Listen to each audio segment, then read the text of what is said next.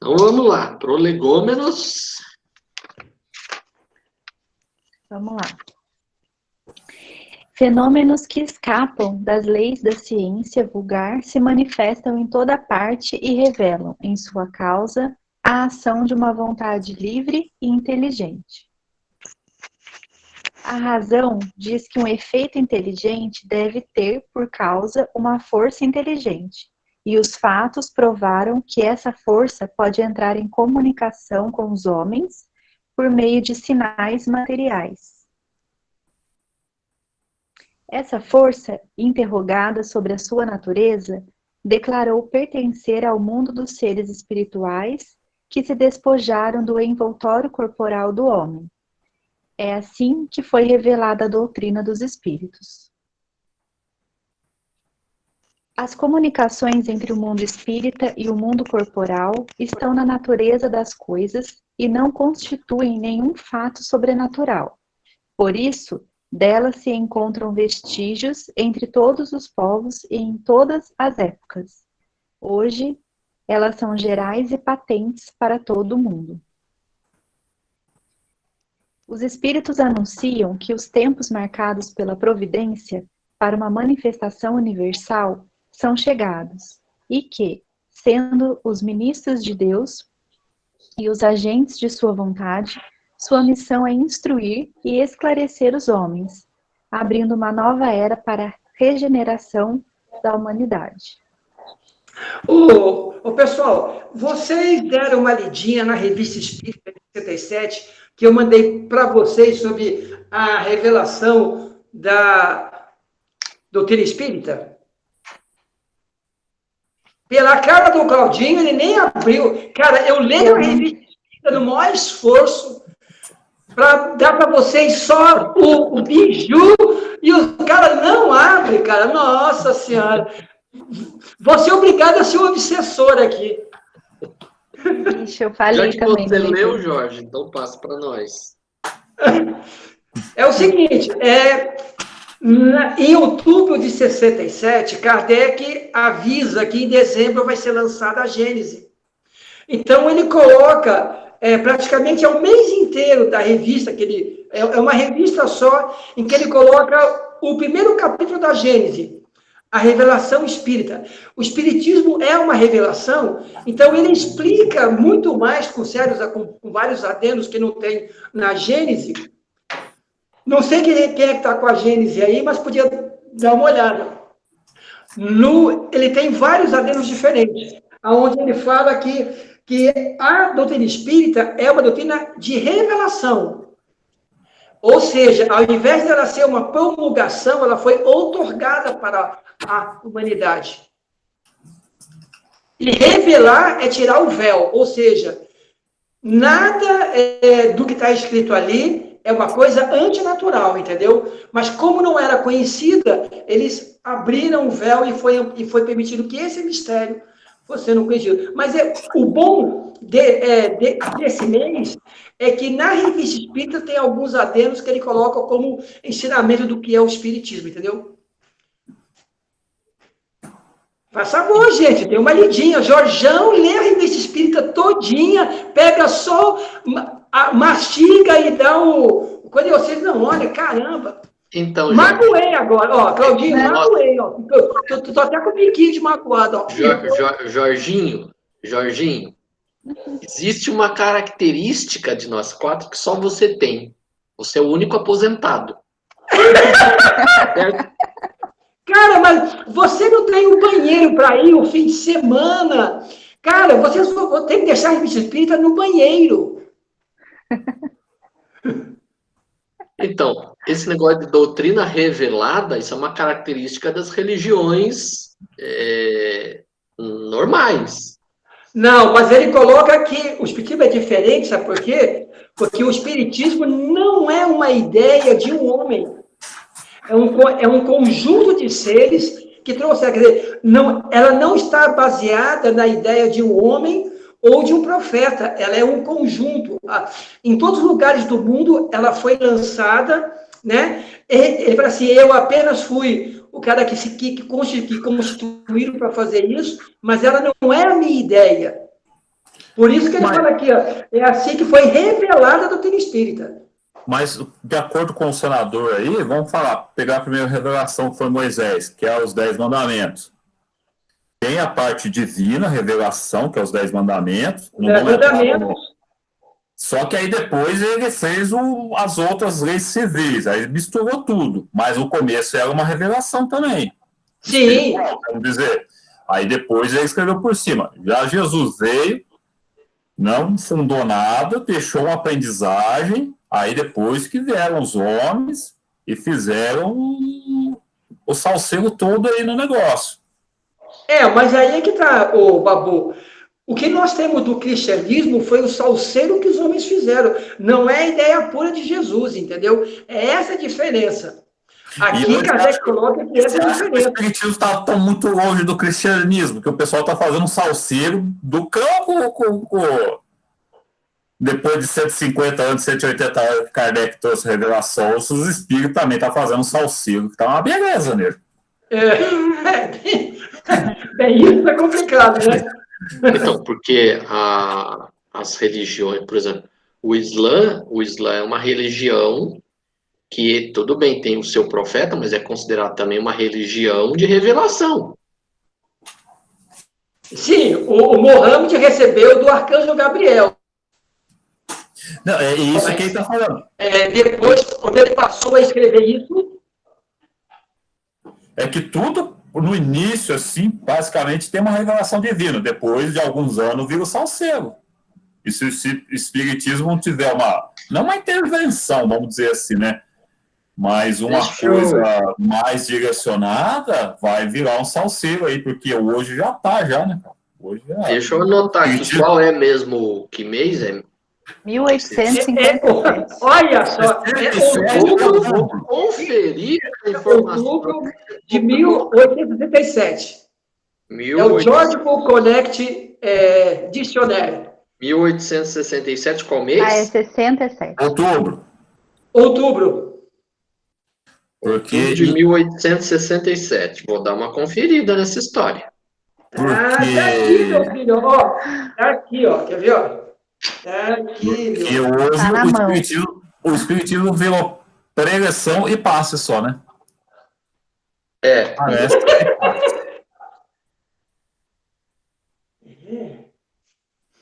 Inclusive, nessa revista aqui, ela é praticamente sobre a mediunidade de cura. Praticamente, o que mais é estudado aqui é o... Já estou achando, gente, eu estou com ela na mão aqui, ó. Já estou no item. Olha aqui, ó. Desculpa, olha, não é outubro não, gente, é setembro. É setembro, Claudinho. Setembro de... Olha o que ele fala aqui, ó. Pode-se considerar o espiritismo como uma revelação? Neste caso, qual o seu caráter, sobre que se funda a sua autenticidade e a quem e de que maneira foi ela feita? A doutrina espírita é uma revelação no sentido litúrgico do vocábulo. Claudinho, você que é o cara do dicionário aí, o que é litúrgico? Liturgia é um conjunto de ritos, né? Vamos ver aqui.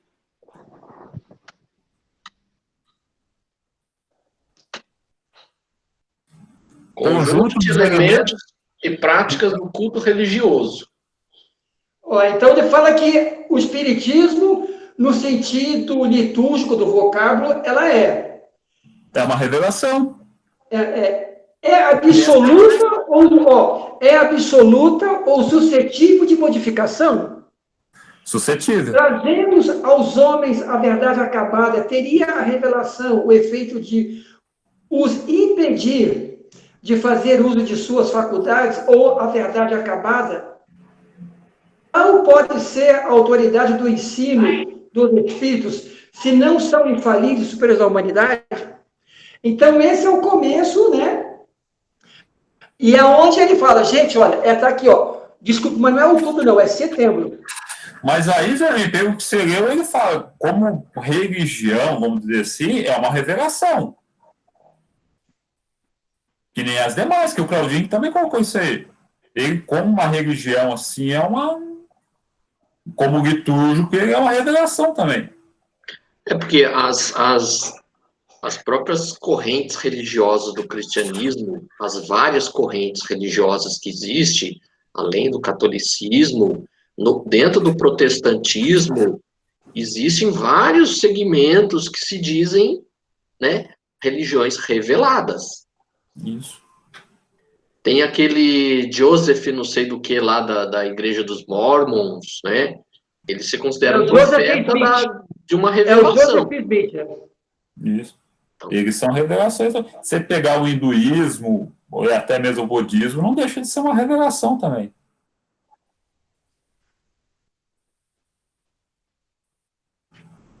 Tá aqui, qualquer coisa a gente vai buscá-la de novo aqui, hein? Vamos lá. Amandinha, pode continuar aí, minha filha. Você é a nossa leitora.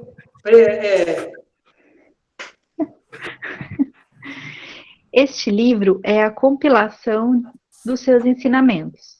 Foi escrito por ordem e sob o ditado dos espíritos superiores para estabelecer os fundamentos de uma filosofia racional, livre dos preconceitos do espírito de sistema. Nada contém que não seja a expressão do seu pensamento e que não tenha se submetido ao seu controle. Somente a ordem e a distribuição metódica das matérias, assim como as notas e a forma de algumas partes da redação, são obras daquele que recebeu a missão de o publicar. Quer dizer, aqui ele coloca o seguinte, que a ele só cabe, quer dizer, o sistema foi revelado pelos espíritos, mas a forma como ela está concebida, isso é de Kardec. Podemos até discutir se é a melhor forma, não, mas essa é a forma dele. Talvez se fosse uma outra pessoa, talvez, digamos assim, se fosse Leon Denis, porque está lá na Obras Póstumas, que falaram para Kardec, né? Olha, se você não aceitasse a missão, já teria outro preparado. Cada um não se dá somente para uma pessoa uma missão. Ela está com várias pessoas. Se fosse Leon Denis, o codificador, talvez não tivesse essa forma. Primeiro porque Leon Denis era muito mais filosófico, né? Talvez eu acho que nós gostássemos mais do Leon Denis codificando a doutrina, não sei. O que você acha, Babu? Nós que gostamos desse tipo de visão mais metafísica.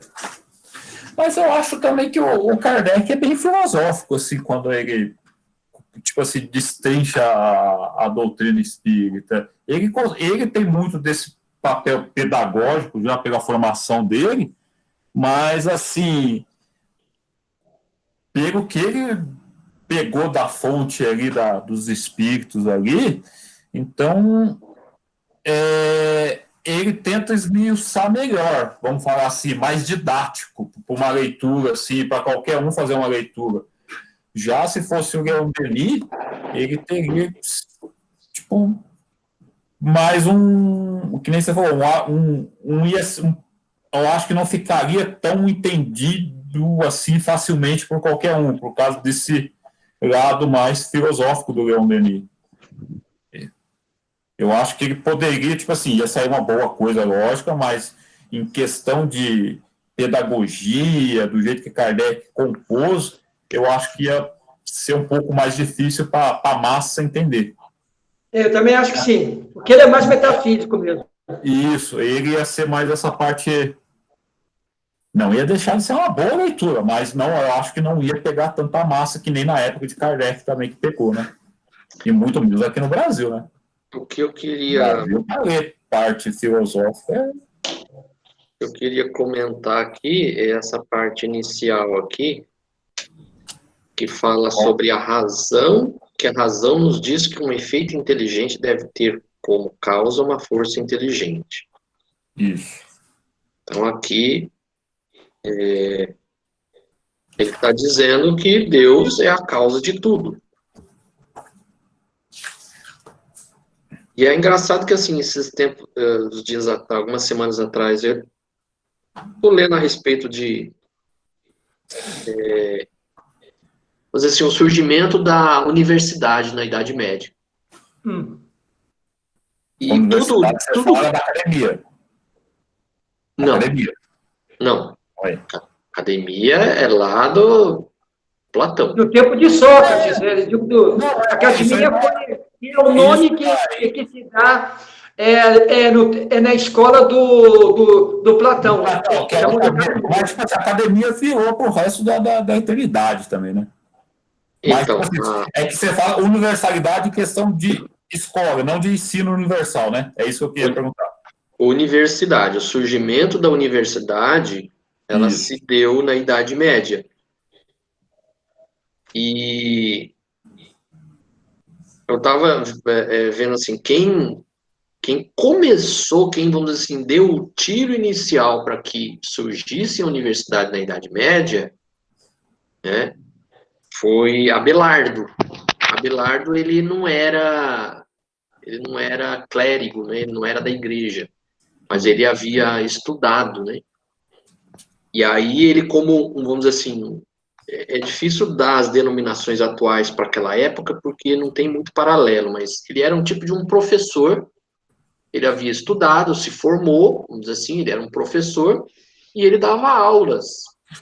Só que desde os tempos de estudante, ele não se conformava muito com aquelas explicações prontas que era jogado na cabeça de quem estudava. Ele era questionador, ele questionava muitas coisas. E por fato de ser questionador, ele acabou sendo uma persona não grata pela igreja. Só que quando ele se forma, ele começa a dar aulas, né? Naquela época a universidade era ao ar livre, não tinha prédio, não tinha nada. Então é ele que começa, aí ele começa a formar, porque ele começa a dar aulas no estilo questionador. E aí ele começa a associar essa questão de Deus a uma causa inteligente. E aí ele começa a ser combatido pela igreja, porque a igreja não via com bons olhos uma pessoa que não aceitava, né, não dizia amém a toda aquela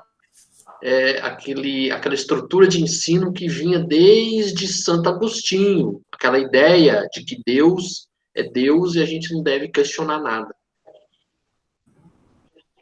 E aí vem São Tomás de Aquino, que já era da igreja, ele foi para, vamos dizer assim, investigar toda essa agitação no campo do conhecimento que estava acontecendo. E aí ele escreve a famosa Suma Teológica. E nessa Suma Teológica, ele valida as ideias de Aristóteles, que fala que Deus, ele é Deus porque ele é a causa inteligente de tudo. Então, se existe algo, né, se a natureza, se tudo é, vamos dizer assim, muito bem coordenado, isso tem uma inteligência por trás, e essa inteligência por trás é a causa primeira de tudo. Então, essa causa primeira de tudo era a prova de que Deus existia, que ele era o criador de tudo. Então, o efeito inteligente tem como causa uma força inteligente. Então, ele chegou, né, São Tomás de Aquino, ele validou aquilo que já era uma ideia desde os tempos de Aristóteles. E é engraçado que na igreja isso não prosperou muito. Então precisou vir uma outra doutrina, que foi o Espiritismo, para reafirmar aquilo que já tinha sido afirmado nos tempos antigos. Surgiu novamente na Idade Média e parece que foi tudo abafado, tudo, né? Até que foi necessário novamente uma doutrina para esclarecer pela razão o que é Deus. Né? Só isso que eu queria comentar. Eu tenho mais comentário para fazer, mas vai ficar muito grande. Mas vamos embora. Vamos lá.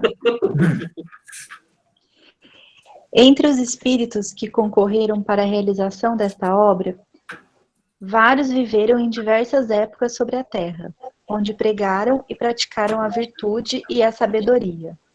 Outros não pertencem, pelo seu nome, a nenhum personagem do qual a história tenha guardado a lembrança, mas sua elevação é atestada pela pureza de sua doutrina e sua união com aqueles que trazem o nome venerado.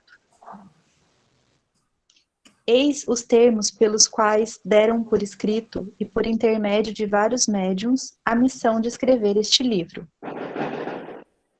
Ocupa-te com zelo e perseverança do trabalho que empreendeste com o nosso concurso, porque esse trabalho é nosso.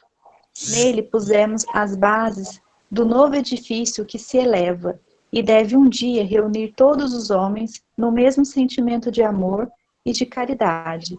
Mas antes de o propagar, nós o reveremos em conjunto, a fim de controlar todos os detalhes.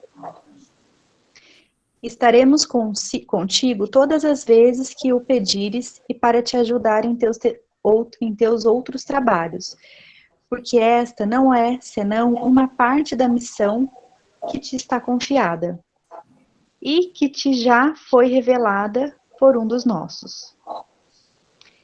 Entre os ensinamentos que te são dados, há os que deves guardar só para ti, até nova ordem. Nós te indicaremos quando o momento de os publicar tenha chegado. Até lá, medite-os, a fim de estar preparado como o dissermos. Coloca na cabeça do livro a cepa de vinha que te desenhamos, porque ela é o emblema do trabalho do Criador. Todos os princípios materiais que podem melhor representar o corpo e o espírito, nela se encontram reunidos. O corpo é a cepa, o espírito é o licor, a alma, ou o espírito unido, a matéria é o grão.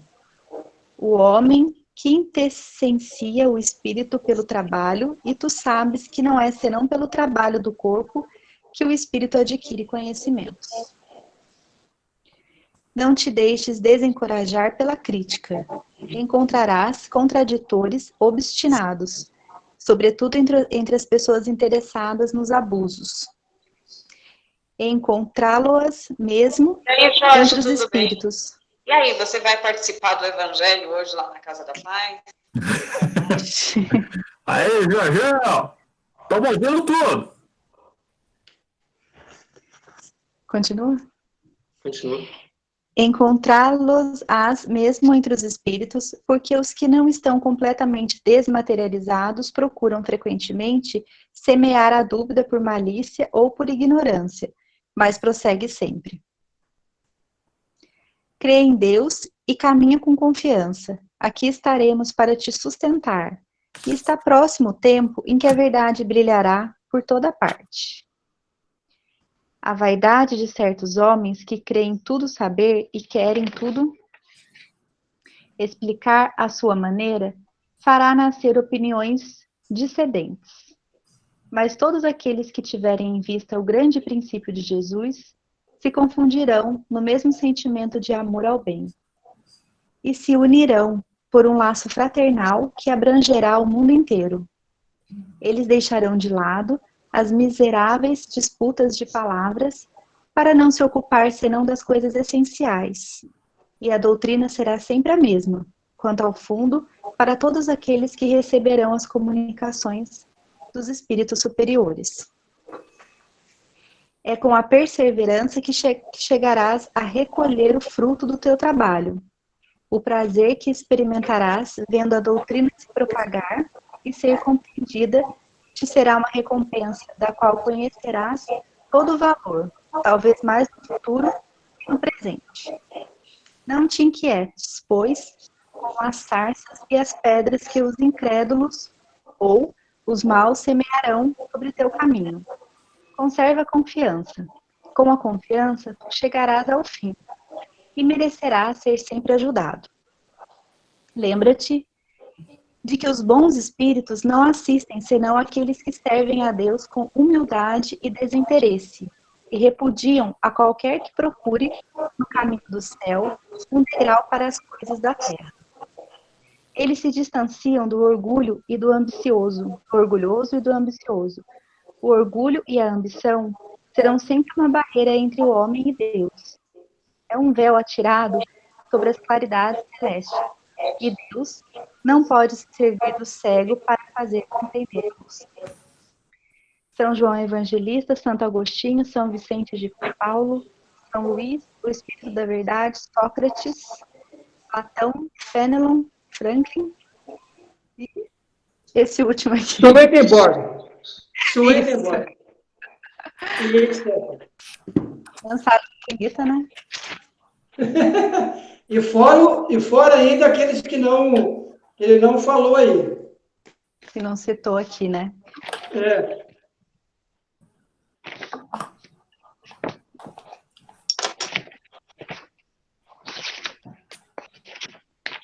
Bem, gente, nós falamos que a gente vai voltar a ler o que é Deus, tal, de novo, né? Isso.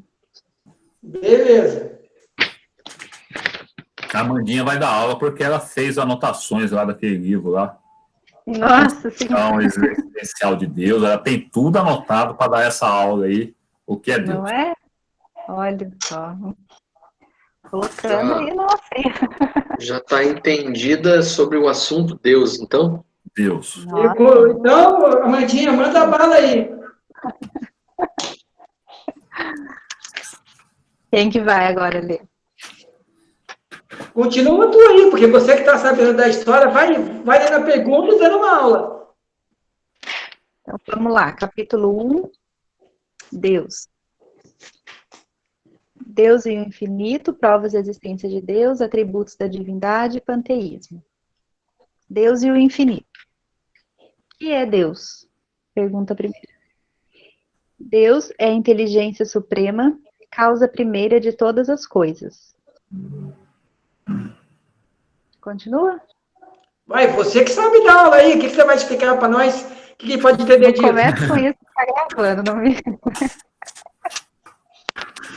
Vai, você fez a marcação aí, você é a nossa codificadora agora. Jorge, não começa com isso, não. Mas eu não faço... Vai me sacanear, não, né, meu? Vai, tá gravando.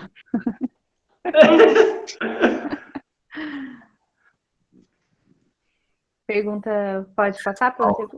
Querem Algum comentário aí, senador Jorginho? Ao Jorge, com certeza, ele tem muitos comentários, né, Jorge? Ah, bastante, cara, porque essa pergunta aqui, queiramos ou não, é a mais importante do Livro dos Espíritos. Ah, com certeza, por isso que é a primeira pergunta. Mas ele é mais grave do que isso. Você pensa bem, ó. Se ele é interesse supremo, ele não comete erros. Então, se ele não cometeu erros, se ele não comete erros, aí cai aquela história, digamos assim, da discussão de Aristóteles, da discussão de Schopenhauer, o seguinte: se ele não comete erros e ele é a causa primeira, então ele faz o mal vem de Deus.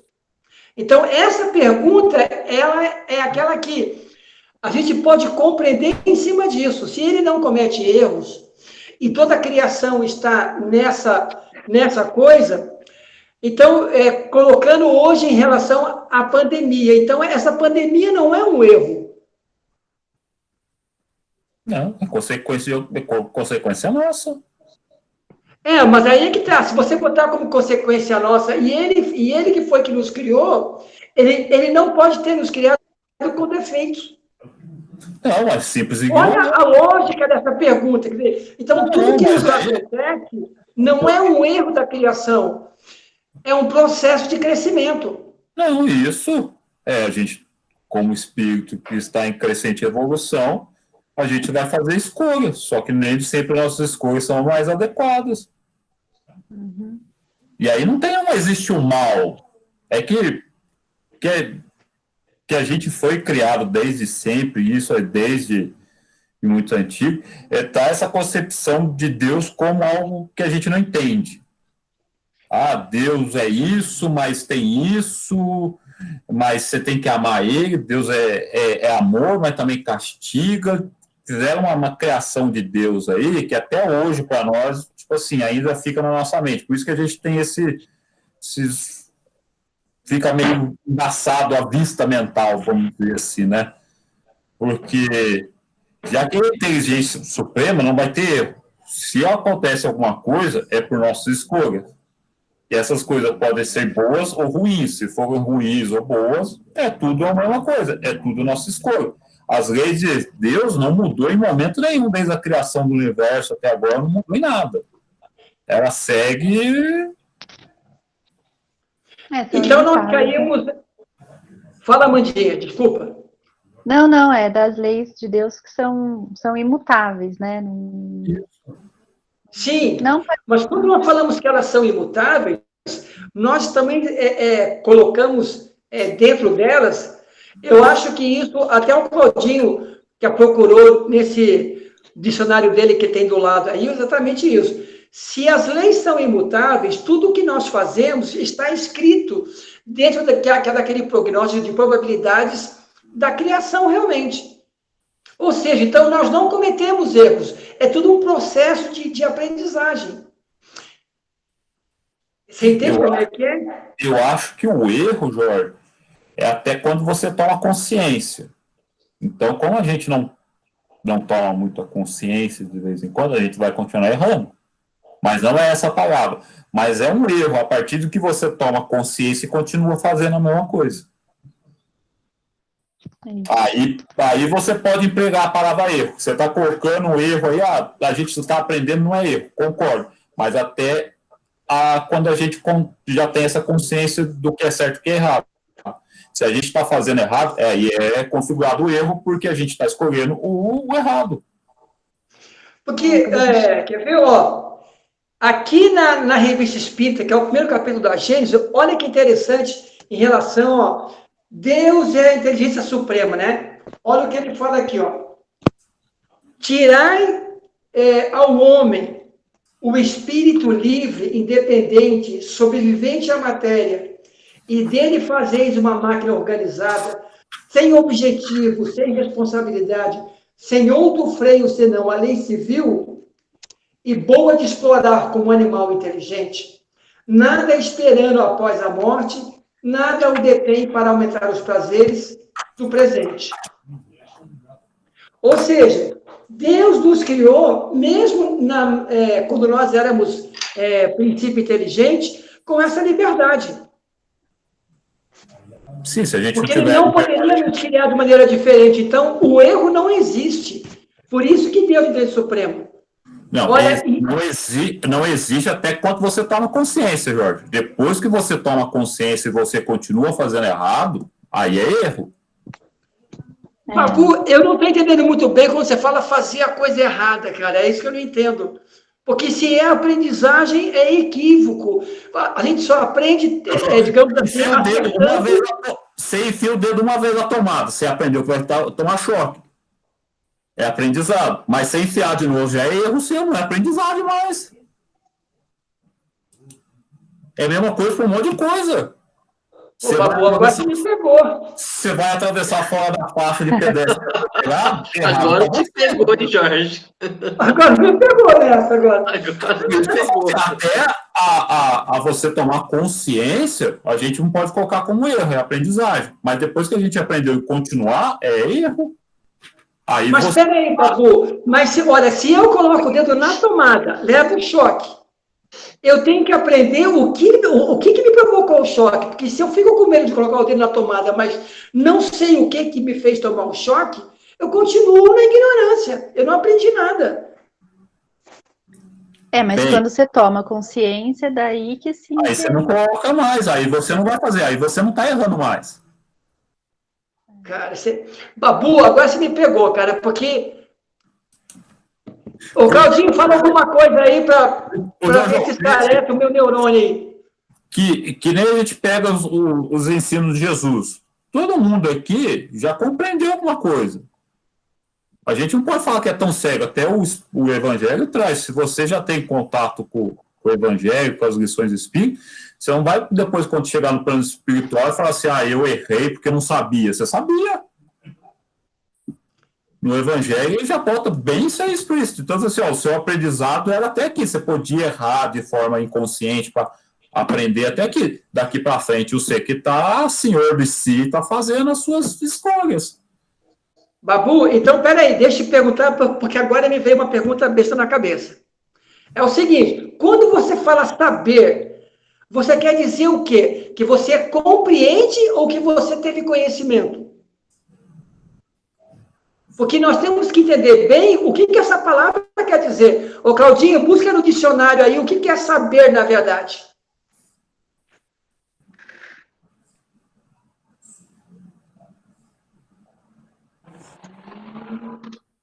Porque, Babu, agora você me pegou, cara. Você gosta de botar dentro da tomada, você me pegou, cara, de verdade. Se voltar para o plano espiritual e falar que, tipo, maledicência, eu não sabia que maledicência era um erro. Todo mundo comete maledicência, nego. Aí o cara vai falar assim, o que eu posso argumentar com você? Você sabe o que é, mas você está escolhendo fazer maledicência. Saber e conhecer são sinônimos. São sinônimos? Sinônimos. Por isso que eu estou falando, pega esse caso da maledicência, Jorge, nós aqui já sabemos que maledicência é uma coisa ruim, mas querendo ou não, outra hora a gente faz, e a gente vai chegar no plano espiritual assim, ó, eu sabia, mas não compreendia. A gente sabe e compreende, né? As duas coisas. Então, a gente tem consciência. Só que a gente faz o errado ainda. Assim já é o erro, né? Então, Então, Babu, então, peraí, legal. Agora eu tô mais tonto ainda do que eu estava antes. Peraí. Então, se você coloca o dedo na tomada, leva um choque, isso não é conhecimento, então. Isso é informação. Por isso que eu estou falando. Até você chegar e falar assim, ó, eu errei, fiz isso aqui uma vez, aprendi, não coloco o dedo na tomada. Mesmo que a gente não saiba o porquê está dando choque. Assim, ó, mas se eu enfiar o dedo ali, eu vou tomar choque. Então, já é uma primeira alfabetização disso aí. Se a gente continuar colocando o dedo inúmeras vezes, aí é erro. Quero complementar. Só porque eu enfiei o dedo 2 vezes na tomada, eu preciso entender com 2 vezes que aquele negócio é errado, é certo? Como que eu vou estudar o dedo na tomada? Eu sempre vou ter, para entender o que acontece, eu vou ter que ficar enfiando o dedão na tomada toda hora. Você não vai ter. Saber, sinônimo de conhecer, significa ser ou estar informado. Então, saber, conhecer e informação é tudo a mesma coisa. Mas aí tá.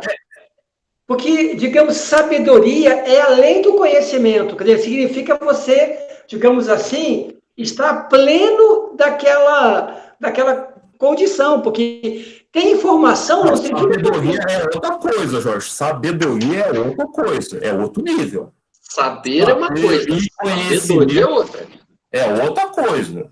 Você está confundindo tudo, mas eu falo para você... Que nem fala assim, ó, maledicência, a gente sabe que isso é errado. E a gente faz querendo ou não. E a gente vai falar assim, eu não sabia. Não tem como. É a mesma coisa, um dedo na tomada. Sim, tem razão. É que a gente, o negócio é simples, Jesus já falou, e os outros, é simples. É questão da gente querer fazer. Tem uma passagem no Evangelho que Jesus fala para as pessoas assim, vocês conhecem tudo o que eu já falei. E por que não praticam? Porque a gente gosta do errado ainda. A gente gosta desse prazer mais momentâneo, dessa coisa que... É que, pelo que eu entendi, o Jorge não acha que existe erro, é isso? Jorge está na pergunta aqui. Deus é a inteligência suprema, causa primeira de todas as coisas. Ou seja, se ele é inteligência, ele não cria coisas com defeitos. Ele não cria coisa errada. Não tem coisa errada, Jorge. Ou seja, mas então a nossa criação de simplicidade e ignorância, que vai se desenvolvendo através das tentativas entre acertos e experiências, não é erro. É erro até você tomar consciência. Depois, Jorge, quanto tempo veio Jesus e a gente continua tropeçando na mesma pedra? Não é erro mais, não é mais aprendizado. É um baita de um erro que nós faz. é que nós estamos num planeta de prova e expiação. Tem aqueles outros planetas, outras populações que evoluem, tipo assim, mais rapidamente, porque souberam escolher. A gente não está sabendo escolher, só isso, é erro nosso. Aí a gente está querendo tirar a culpa e jogar em Deus, porque as escolhas são nossas. Também tem essa também. Então, Porque Jorge, é tudo questão de Fala, Claudinho. como você falou, a gente vai na nossa ignorância, a gente vai errando na nossa ignorância. Então, enquanto a gente é ignorante, a gente não sabe, então a gente vai, vamos dizer assim, através dessas experiências mal sucedidas, a gente vai aprendendo. À medida que eu aprendi, eu já sei o que vamos dizer assim, o caminho que eu tenho que tomar. Se eu resolvo não tomar o caminho que eu deveria tomar, aí já não é mais ignorância. É erro. A gente pode medir isso aí até pelo grau de livre-arbítrio que a gente tem. Não é um total, mas é grande o livre-arbítrio que nós temos. E se a gente continuar encarando... Gente, olha, eu vou querer ouvir também a ideia da Amanda, mas a minha ideia que eu sempre tive dessa resposta, sabe qual foi? Não sei se vocês vão entender, mas a minha ideia, assim, meia desbaratinada, é essa. Quando o Thomas Edison conseguiu achar para que o ar não entrasse na cúpula da lâmpada para poder acender, ele falou o seguinte: pô, mas ô Thomas Edison, você já tentou 1000 vezes, cara, essa coisa não vai funcionar. Ele falou: não, eu aprendi 1000 jeitos que não era para fazer. Então, ele não errou. Então, é essa resposta que fica na minha cabeça quando eu leio isso. O Edson falou o seguinte: não é que eu errei, eu aprendi 1000 jeitos que não eram corretos. Só que são coisas diferentes, Jorgito. Aí é uma coisa de experiência, outra coisa de livre-arbítrio. Por isso que eu falo, se a gente voltar para o plano espiritual hoje e chegar e falar assim, ó, eu desconheço as coisas que eu fiz, o primeiro que dá chinelada na nossa cara vai ser nosso mentor espiritual. Fala assim, meu amigo, você está errando, você veio lá. Sim. Então, porque a informação a gente já tem. Eu acho que você está confundindo porque você está falando de experiências materiais. Nós estamos falando de erro, nós estamos já abordando a parte moral da coisa. De escolha nossa, de mas erro. não é a mesma, gente, mas não é a mesma coisa. Não é a mesma coisa, Jorge. Porque, digamos assim, gente, eu não sei de onde vocês estão... porque eu não consigo dicotomizar, cortar entre moral e material. Porque o material influencia no moral e o moral é que vai dar essa compreensão e fazer essa atividade no material. Mas é que você pega uma experiência material que não tem nada a ver corpo e espírito. O negócio da lâmpada, o que a gente está falando aqui. O corpo influencia nas decisões do espírito, só que o espírito é o que dá a palavra final.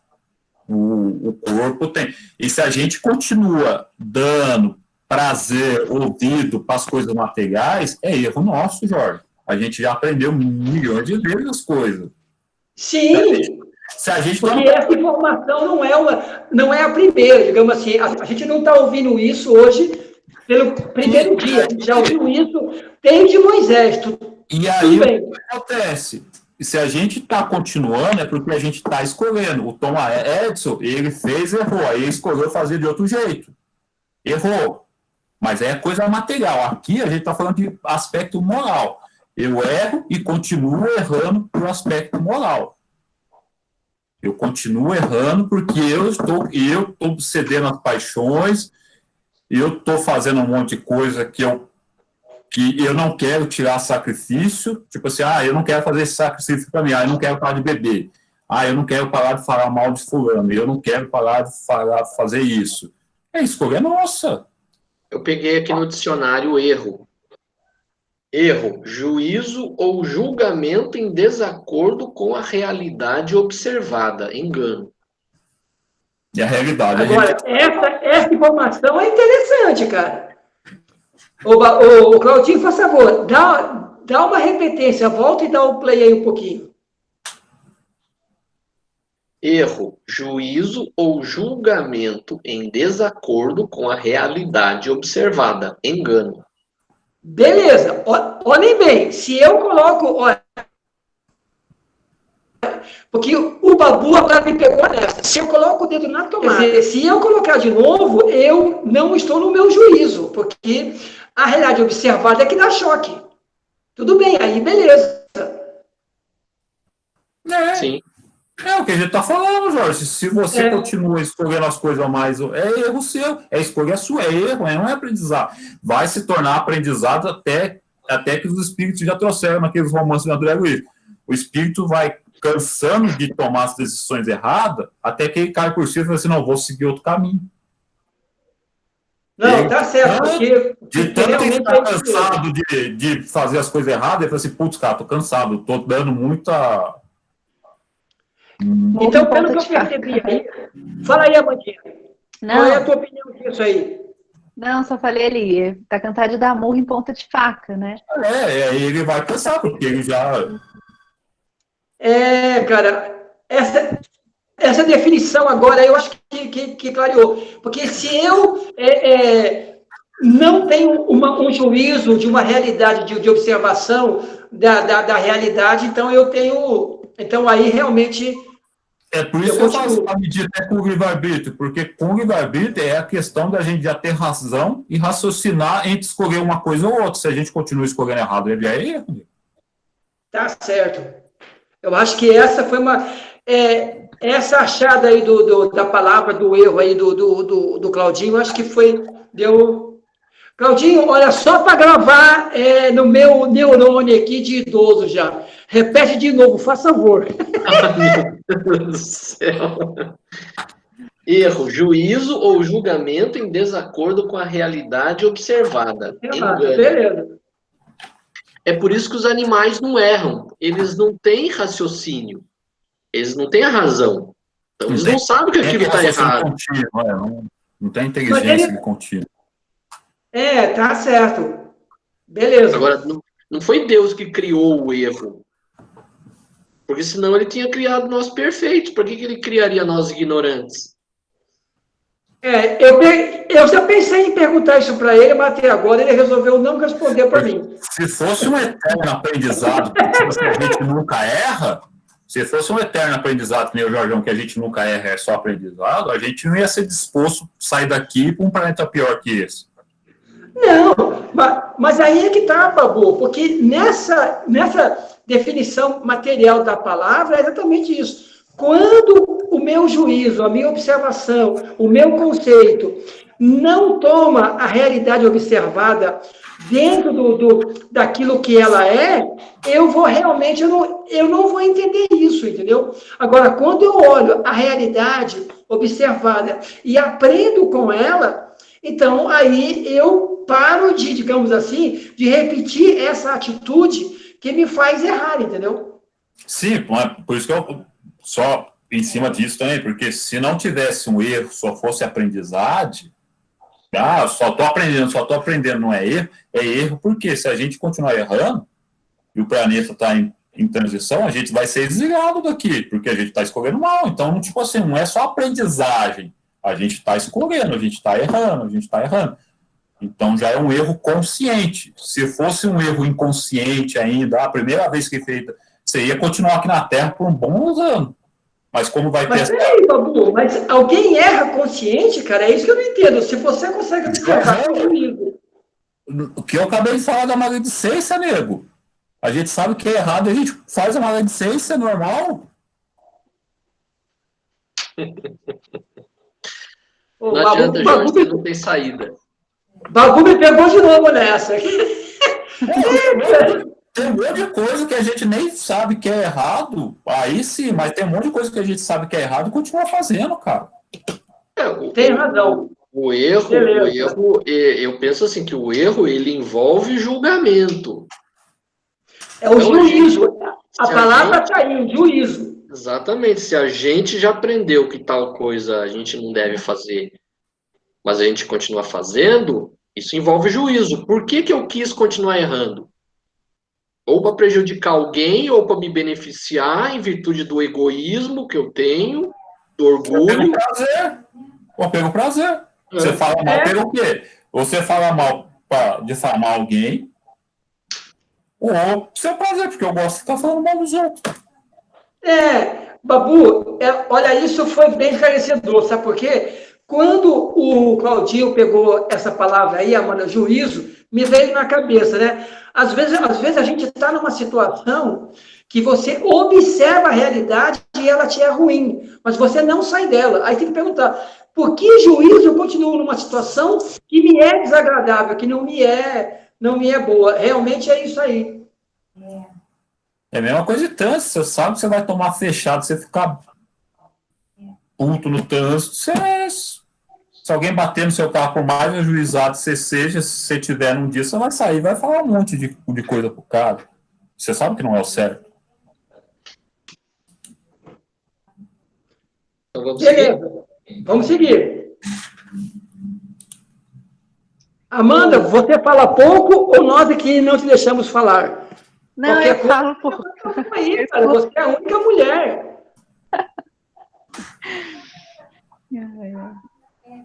Então, vamos lá. 2. Que se deve entender por infinito? O que não tem começo e nem fim. O desconhecido. Tudo o que é desconhecido é infinito.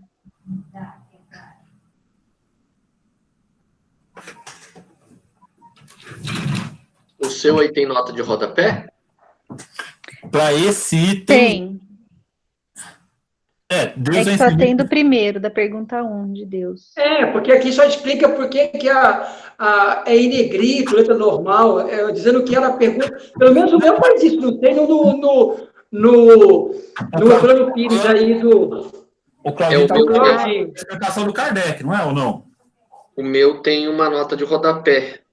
Coloque então aí, da pergunta. porque é o Plano Pires. Então, a nota de rodapé dessa resposta número 2, da pergunta número 2, diz assim: os espíritos se referem ao universo. Tudo quanto nele conhecemos tem começo e tem fim. Tudo quanto não conhecemos se perde no infinito, no desconhecido. Essa colocação é do Plano Pires. Isso do Herculano Pires. Por isso que é boa a tradução dele, que ele faz um outro livro estudando o próprio livro. Quando tiver colocação aí, Claudinho, você lê para nós, porque o Herculano é 10, não esquece não. Positivo. Eu só não entendo muito assim, essa parte. Tudo que é desconhecido é infinito. Tudo que é desconhecido é infinito. Vamos pegar só sei que nada sei. Ele tinha uma visão que ele sabia alguma coisa, só que o que ele não sabia era bem maior ainda. E a gente não consegue mensurar isso quanto saber, então fica um infinito. É que o nosso cérebro é para essas questões materiais ainda. A gente tem que enquadrar em uma coisa para a gente conseguir entender. Por isso que a gente tenta até enquadrar Deus para ter uma noção do que é Deus. Se a gente falar, Deus é redondo, quadrado, triângulo, você já somente não consegue organizar isso. Entendeu? Aí você começa a dar qualidade ou dar os atributos. Aí sua mente já começa a encaixar um pouco mais. Eu sei que você está falando mais ou menos. É mais ou menos assim.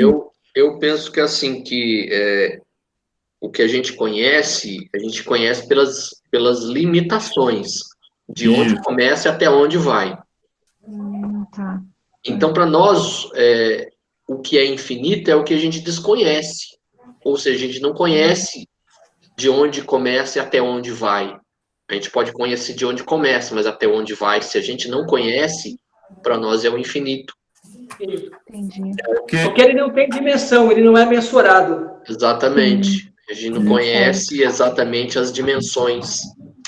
Até onde vai a nossa evolução? Até o Miguel, o Valtteri que fala. A gente tem um patamar para alcançar. Nossa, não é tão assim infinito, só que a gente não consegue mensurar esse até onde a gente vai. Se não tiver então, para nós é infinito. E a gente... Se não tiver um patamar, a gente se iguala a Deus daqui a pouco, né? E a gente parece, o ser humano parece que tem essa necessidade de conhecer até onde vai as coisas. É só ver as concepções de universo antigas, que limitavam a Terra, algumas estrelas, e era um universo fechado, ou seja, tinha o céu, ele tinha um limite, né? Se eu não me engano, Platão, né? Ele limitou, né, os céus até uma cúpula. Então ninguém passava. Por isso que se dá hoje a palavra ao céu chama firmamento, porque se entendia que até um certo ponto terminava o céu. É que é a evolução da alma que ele fala. Né? O ser humano pode evoluir até certo ponto, não pode atingir os deuses que ele falava. Que Sim. Meu Deus, Porque nessa coisa também, Claudinho, o que o Herculano fala sobre essa resposta aí? Porque o Herculano escreve um livro dentro do livro. Não, a nota de rodapé é só isso. Acabei de ler.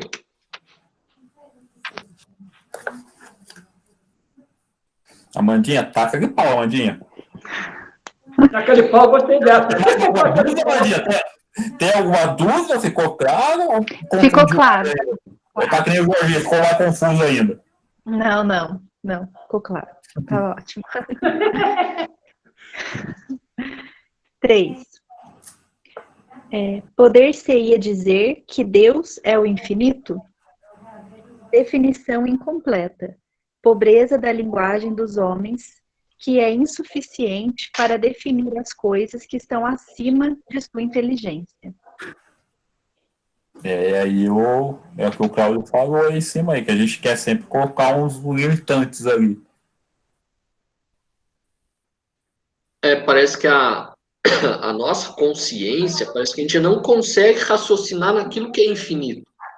A gente precisa pôr um limite. Isso. Né? É uma coisa nossa, humana. E tem um comentário do Kardec aí também. Tem um comentário aqui embaixo. Deus é infinito em suas perfeições, mas o infinito é uma abstração. Dizer que Deus é o infinito é tomar o atributo pela própria coisa e definir uma coisa que não é conhecida por uma coisa que também não o é. Não sei como porque aí é danado, porque olhe bem, nós somos imortais. O espírito, ele é perene. Só que nós, espíritos, tivemos um princípio, tivemos um começo. Agora, Deus, ele é incriado, ele já existia antes. Se ninguém o criou antes, ele é Deus. Então, aí que é complicado, porque Deus é infinito, porque ele não é criado por nada.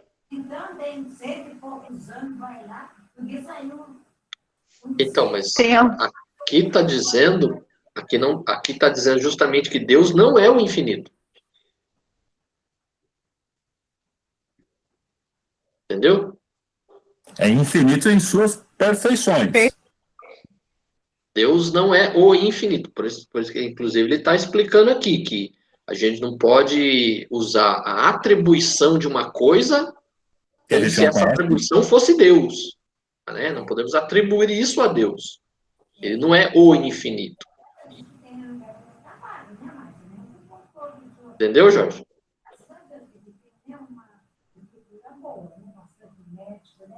É isso que é esse tipo de definição que está me deixando complicado.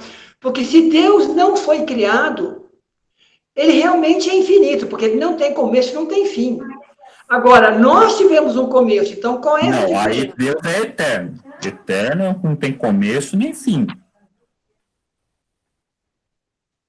E se Deus foi criado, então não é Deus. É outra coisa. Há um Deus acima do Deus.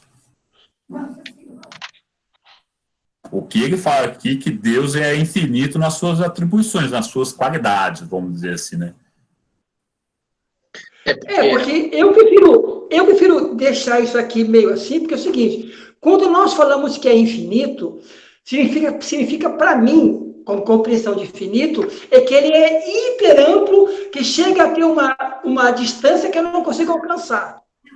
Mas aí é que você está querendo limitar Deus de novo, você está querendo colocar ele como uma névoa, assim, que ele vai em tudo. E a gente está querendo dar uma concepção física, meio física, para Deus ainda. Mas aí é que tá, Babu. Nós ainda somos sinestésicos.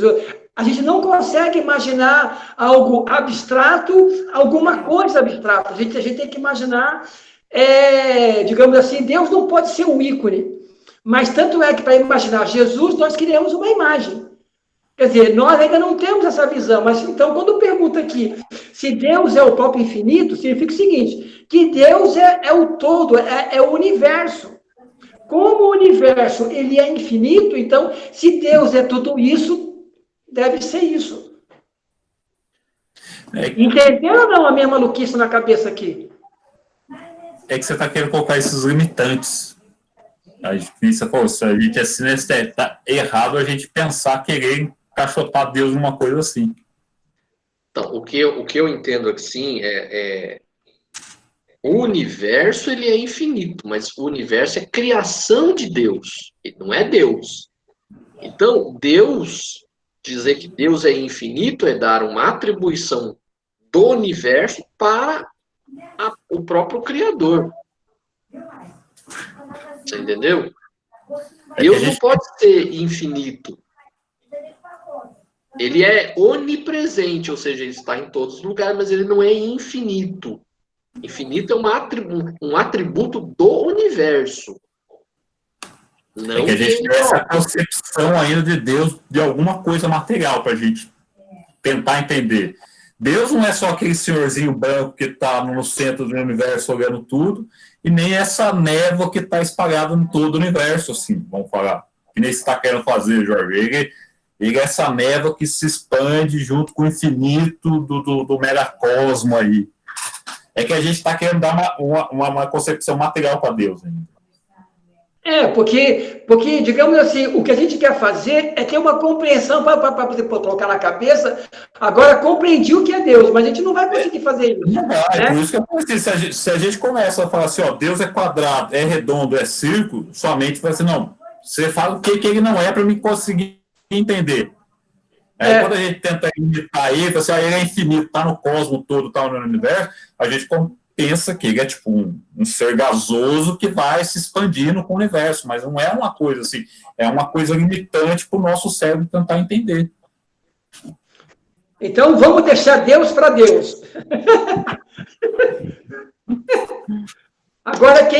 Agora vamos dar um descanso para a Mandinha, coitada. Claudinho, dá uma lida aí para nós aí. Esse comecinho foi só para Amanda despertar. A Amanda estava querendo dormir ali, então a gente estava querendo dormir. Eu acho que deu, Cláudio, eu acho que deu um nó na sinapse dela. O neurônio até errou o caminho. Pô, onde é que eu estou aqui agora? Então vamos lá. 2. Provas da existência de Deus. Pergunta número 4. Onde podemos encontrar a prova da existência de Deus? A resposta: num axioma que aplicais às vossas ciências. Não há efeito sem causa. Procurai a causa de tudo, o que não é obra do homem, e vossa razão vos responderá. Aí tem um comentário aqui. Para crer em Deus, é suficiente lançar os olhos às obras da criação. O universo existe. Ele tem, portanto, uma causa. Duvidar da existência de Deus seria negar que todo efeito tem uma causa e avançar que o nada pode fazer alguma coisa. Aí, gente, agora que a coisa... Agora a casa caiu. Levantem a mão aí e diz assim, ó, pode levar que a casa caiu. Ó, se todo efeito tem uma causa e Deus é a inteligência suprema, toda causa inteligente tem que ser inteligente, ele não pode cometer erros. Mas nós não somos deuses. Nós somos criação de Deus, meu filho. Criação divina, mas com livre-arbítrio, Jorge. Com livre-arbítrio, Jorge. Ele não cria coisa errada. Tá vendo como é complicado entender essa coisa de cometer erros? É a escolha nossa, Jorge. O erro não está em Deus, o erro está em nossas escolhas, o que a gente faz no nosso livre-arbítrio. Se a gente não errasse, nós seríamos maquininhas. Sim, está lá na Revista Espírita e na Gênese. Mas aí é que está. Então, isso para Deus não pode ser um erro, porque ele estaria errando. Se ele nos criou e nós erramos na escolha, o erro é dele, não é nosso. Olha o Jorjão, olha o Jorjão querendo pra passar as cagadas dele para Deus. Assim, ó, Deus, sei que não. É por isso que não vai sair desse planeta nunca desse jeito. Ele não tem que ter responsabilidade das escolhas dele. Não, eu não estou dizendo isso. Mas aí é que está. Essa questão da liberdade é um atributo que Deus deu à sua própria criação. Então, não é erro, é aprendizagem. Porque ele não pode criar coisas com defeito. Mas, Jorge, o aprendizado vai até X ponto. Depois aí a escolha é sua, essa escolha você já sabe o que é certo e o que é errado. Jorge, vou repetir para você. Erro, juízo ou julgamento em desacordo com a realidade observada. Sim, Nós exatamente. temos o livre-arbítrio, nós temos o direito de julgar o que a gente faz ou deixa de fazer, e nós fazemos o que não é o que foi aprendido. Eu aprendi que o certo não é falar mal das pessoas, mas eu falo. Foi um juízo meu. Eu quero continuar fazendo mal. Eu exerci meu livre-arbítrio para continuar falando mal dos outros. Você falou que é uma escolha minha. Aí o mentor, quando eu chego lá em cima, falou assim, meu amigo, você não sabia que era errado falar mal dos outros? Mas é aprendizado, não é aprendizado. Você já sabia que era errado. Você faz isso porque você gosta. A gente faz as coisas... Então, porque essa questão agora que o Cláudio ele reafirmou, quando eu observo essa realidade que da maledicência ser um juízo, digamos assim, equivocado da realidade, então, na verdade, significa que eu não tenho juízo ainda, eu não consigo observar essa realidade. Então, mas só se a pessoa tiver problemas mentais, né, Jorge? A pessoa não sabe. Se você é uma pessoa normal, você já aprendeu que aquilo é errado, você está fazendo um julgamento equivocado e você está fazendo. A realidade observada. Então, você observou a realidade, você viu que aquilo está errado. Então, se você continuar fazendo, é um julgamento seu em desacordo com a realidade. Você sabe que a realidade não é falar mal dos outros, o certo. Você, Jorge, continua falando. Olha, isso eu entendo. Mas aí é que está. Se nós temos que ligar no Livro dos Espíritos todas as perguntas como uma unidade que ela vai se encadeando, porque aí é que está. Olha só.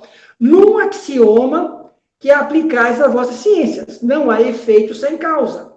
Isso. Procurai a causa de tudo que não é obra do homem, e vossa razão vos responderá. Ou seja, se a nossa criação foi de Deus, não é que eu esteja colocando o meu erro em cima dele.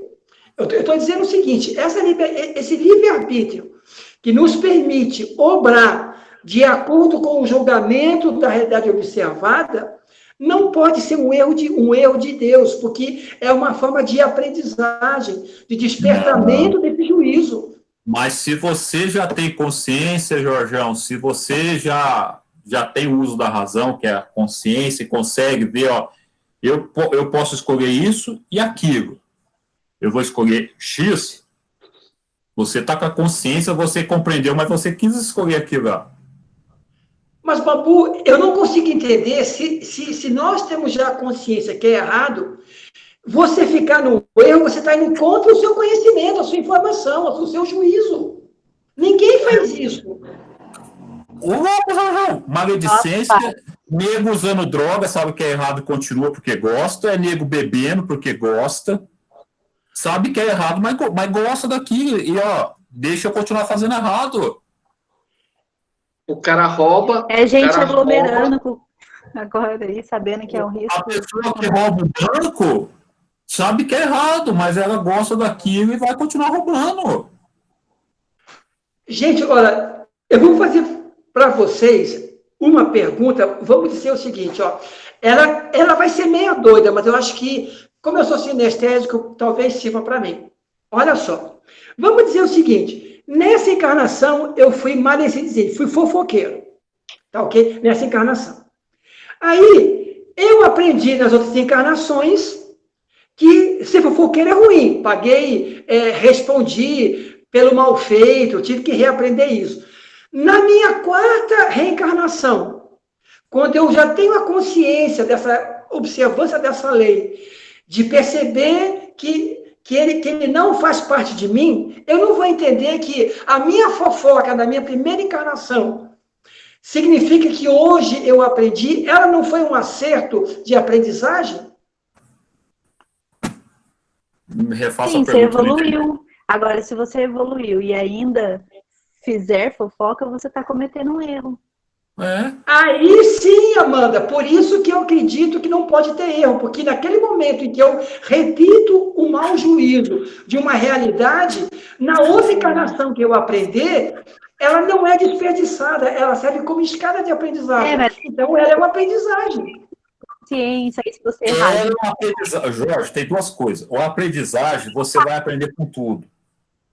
Mas o erro, a partir que você tem consciência e escolhe, já é erro, não é aprendizagem. Vai se tornar aprendizagem até você cansar e falar assim, putz, eu tô indo para outro caminho porque eu cansei, estou dando um ponto de fato. Mas toda consciência, eu faço uma escolha consciente e a nossa atualidade já somos pessoas do uso da consciência, do livre-arbítrio, eu estou escolhendo errado. Sim, tem razão.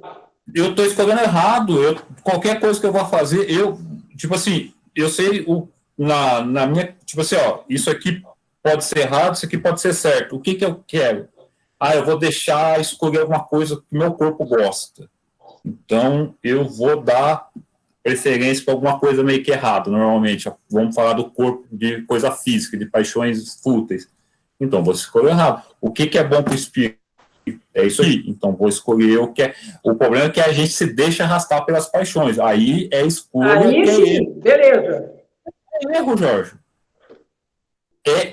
Você vai errar 300 mil vezes até você, tipo assim, você cansar e falar assim, não, eu sei qual é o certo e eu vou fazer o certo. Claudinho, o que é que você acha disso? É um assunto que a gente já falou, mas você está insistindo. Eu acho que você, Jorge, o dia que você desencarnar, você quer chegar lá. Não, eu não errei, eu só aprendi. Eu só aprendi, não vai ter como. Olha a cara do safado, cara. Abre as portas do céu para mim, porque eu não errei, eu só aprendi. Foi só aprendizagem. Não adianta que você não vai conseguir dar carteirada lá no céu, Jorge. Não vai. É por isso que eu falo, os exiliados de Capela veio para cá porque eles continuaram errando e tinham inteligência muito grande e vieram para cá porque assim, vocês estão escolhendo sempre o errado, vocês sabem o que é certo. É a mesma coisa que acontecer com a gente pode ser exilado para outro planeta inferior, o cara vai falar assim, você que escolheu, você sabia o que é errado, o que é certo, você que está escolhendo. Vamos pegar os índios que são canibal. Tá lá no meio da mata lá da Amazônia. Eles não sabem que matar para comer o negócio é errado. Para eles é o certo. É a cultura deles. Agora nós, a gente matar a pessoa, coloca lá na geladeira para devorar depois. Tá certo? Não, porque você já aprendeu que esse hábito é incompatível com o julgamento da realidade que você observa. Mas aí se eu sair na rua, matar alguém, colocar lá no congelador para eu fazer o bife, é aprendizagem ou é erro? Porra, você me pegou de novo, Claudinho, mas aí é que tá. Mas aí é que tá, cara. Ó, vocês lembram aquela história do Edgar Allan Poe, daquele naufrágio? Que é uma história bastante interessante, que é até um conto dele, muito famoso, que fala, inclusive, isso é um desafio sobre direito, né? Cada um defende uma parte dele. Eles eram náufragos, ficaram, digamos assim, um tempo no mar, chegou uma hora, acabou tudo, Aí teve um pirado lá que falou o seguinte, ó, vamos tirar no palitinho aqui, quem tirar o menor palito vai se sacrificar para que os 3 vivam. Então, nós vamos matar você e comer. Um deles se recusou. Quer dizer, então você não vai comer o cara que você vai matar. Se você se recusa a fazer, nós vamos te matar para comer você. Mas o que Aí foi? então é o seguinte, se você consegue avaliar e fazer uma escolha dentro da realidade pelo teu juízo, você já apreendeu o conhecimento, você já tem informação. Agora, quando você mata aquele cara para comer, você está cometendo o erro, ou ele que se sacrificou está sendo útil. Está vendo como é complicado esse negócio de cometer erro? Não? É complicado. Vamos falar que nós 3 estamos aqui, você hoje, nós 4 estamos perdidos. A gente vai escolher, assim, ó, na nossa opção aqui, a gente sabe que é errado comer carne humana, mas vamos tentar comer um aqui, vamos tirar. Se a gente der aval para isso, todo mundo vai estar errando. A gente sabe que é errado, que é certo. Tem razão. A gente vai estar dando aval para essa loucura, tá ligado? Então a escolha é nossa. Então, se é erro nosso. É erro nosso. Aí você tem razão, porque o julgamento ele é circunscrito da maneira como cada um de nós realmente vê a realidade. Se ela é obtusa, ele está vendo de maneira diferente. A gente que gosta de faculdades normais, que nem o Cláudio colocou, toda escolha nossa é consciente hoje em dia. A gente tem, por qualquer coisa, parar a cabeça, deixa eu raciocinar, eu escolhi isso ou aquilo. Se eu escolher errado, é por alguma coisa que eu escolhi errado, seja por uma paixão, seja por sei lá, circunstância ali que eu não pensei direito, tá ligado? Mas tudo a gente já tem um certo consciência, livre-arbítrio de escolher o que é certo e o que é errado. Se a gente botar na consciência, a gente já sabe o que é certo e o que é errado. Então não vai ter um eterno aprendizado pra gente. Vai ter um eterno aprendizado, sim, mas se fosse só tudo fosse aprendizado, não fosse erro, a gente não ia ter que ficar reencarnando várias vezes para conseguir saldar esses aprendizados nossos erros do passado.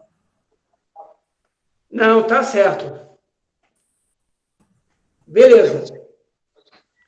Não, para mim, já acabou já. Claudinho, você e o Babu me pegaram, hein, cara? Esse negócio da tomada tá na cabeça até agora. Só quando a gente terminar o estudo aqui, não enfia o dedo na tomada, tá? Que aí vai ser um erro. Aí vai ser um erro. Então, a gente segue mais uma pergunta ou a gente encerra? 26 já, nego. Que horas são? Quase 7h30? Cara, nós somos demais mesmo, olha. Quando a discussão é boa, o tempo não existe. Tá vendo como o tempo ele é estranho? Se fosse aquela aula chata do cara, já estava na meia hora. Como a coisa tá boa, a gente levou 1h30 no tapa, tá vendo? Então paramos na pergunta número 4. Nem foi possível chegar até número 13, hein? Não. Já vai ficar pensando nesse negócio aí, porque ele quer arrumar um advogado, quando chega lá em cima, tá tudo é aprendizado. Então não posso. Não, gente, olha, procurem conhecer, dar uma lida, porque vale uma boa conversa num café. É um conto de Edgar Allan Poe, é O Náufrago. Eles estão no barco, eles são náufragos, e inclusive ela é usada na teoria do direito, porque cada um vai defender o seu lado. Por isso que o direito, o advogado é bom de usar as mesmas coisas para dizer coisas diferentes, né? Então, essa história é o seguinte, quem é que estava certo? O cara que se recusou a matar o outro e foi morto, ou naquele momento teve uma discussão que, olha o que o advogado falou, que naquele momento eles eram uma outra sociedade, num outro contexto, onde as nossas leis não funcionavam. O que funcionava era a lei do conjunto, da sobrevivência, e cada um decidiu por si. Olha que maluquice, cara. E cada um disse uma coisa diferente. Mas se fosse e todos estavam certos. Se fosse só esse aprendizado, a gente não ia ter consequências das escolhas nossas. A gente não ia precisar ter, tipo, o que a gente chama de ajuda aí, Claudinho, não quero falar pecado, mas penas e gozos. Equívoco, erro. Não, penas e gozos na reencarnação. A gente não ia ter essas coisas. Se fosse tudo um eterno aprendizado, a gente não ia ter consequências para outra vida. É uma situação, vamos dizer assim, essa semana teve essa polêmica do colunista na Folha de São Paulo que falou que desejava que o presidente morresse. Uhum. Essa situação, ela representa uma situação que pelo menos assim, é de uma situação assim que você ignora o futuro. Você só está vivendo aquela vida ali. Você não tem ideia de consequências do futuro. Então, é uma ideia existencialista, ou seja, só importa aquele momento ali. Então, não há qualquer coisa que se faça ali, não há consequências. E isso a doutrina espírita mostra pra gente, que a gente tem as consequências da outra vida. Então, tudo tem consequência. Isso, então, se tem consequências boas ou más, se for mais, é o erro nosso. A gente escolheu errado, sabia já mais ou menos. Porque se fosse só questão de aprendizado, se a gente não tivesse consciência daquilo, aquilo não ia se tornar uma expiação para nós depois, uma prova. É que nem os animais. Os animais não podem ser imputado nada para ele. Vamos falar, um cachorro que mata alguém em negócio, ele não pode ser. Como que fala? Ajuda aí, que as palavras estão. Ele não vai responder por aquilo, porque ele não tem consciência. Mas quem não treinou a matar, vai. No direito, eles usam muito isso daí para dizer assim, nas situações de crimes em que a pessoa estava numa situação emocional que estava fora de si, ela é capaz de fazer atos assim para defender a si próprio. Ela não avalia, não julga se aquilo lá vai ser bom, se vai ser ruim.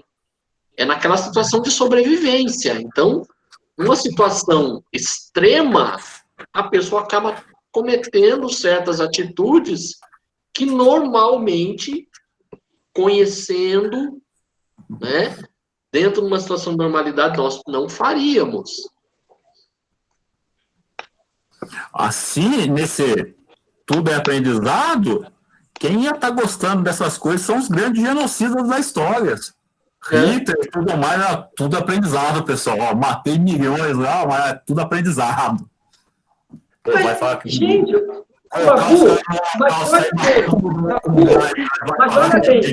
meu amigo. Mas, Babu, essa experiência desse espírito que esteve Hitler nessa encarnação, daqui para frente, quando eles mudar, essa experiência para ele vai lhe transformar em alguma coisa. Porque para nós espíritos, nenhuma experiência é perdida. Mesmo aqui de aprendizagem. É que você está misturando duas coisas. É aprendizado que ele vai levar, mas é erro que ele fez, que ele escolheu fazer. É erro, ele não pode fazer. Sim, quer dizer, toda ação tem uma consequência que vai lhe obrigar a criar um juízo de acordo com a realidade observada. Eu achei muito legal. Agora, se falar que foi um erro... Se ele vai matar, como ele foi responsável por matar milhões, ele sabia que aquele negócio era errado. Não, tá errado, claro. Tá errado. E isso não vai garantir que na próxima ele possa vir e fazer a mesma coisa. Eu penso assim que pode estar a consequência do que a gente faz, ela é proporcional ao nível de discernimento que nós temos. Quanto maior o discernimento, maior vai ser, assim, as consequências. Mas saber que ela matar alguém é errado, principalmente ainda com quem fazia, que ele liberava fazer com gás, fazer com um monte de arma lá, que ele ficava testando. Pô, isso aí, né? É complicado mesmo. Isso aí, olha, isso vai um bom papo. Mas, gente, olha, eu não sei o nome do conto, mas se vocês procurarem Edgar Allan Poe, procurem essa história do náufrago, que são 4 pessoas no barco, entendeu? Aí até pode conversar sobre ela. Mas o conto é do Edgar Allan Poe. É muito interessante. Então, beleza. Quem é que faz a prece final aí?